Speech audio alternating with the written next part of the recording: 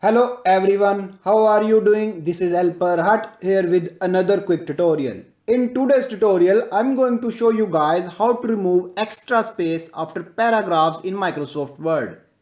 So this should hopefully be a pretty straightforward process here guys, and without further ado, let's go ahead and right jump into it. So all you have to do is just get your mouse cursor between the two paragraphs in question and select the home tab up at the top. Our paragraph, select the icon that has two little arrows going opposite direction that says line and paragraph spacing when you hover over.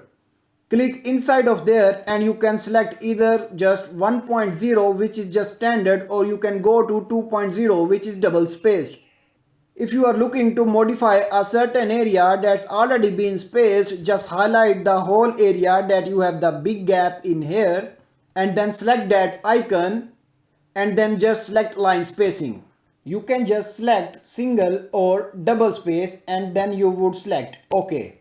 And you may have actual spaces in between here, so you may want to just backspace using your keyword button to just backspace in between the paragraphs. And pretty straightforward process on that guys, and as always thank you for watching this brief tutorial.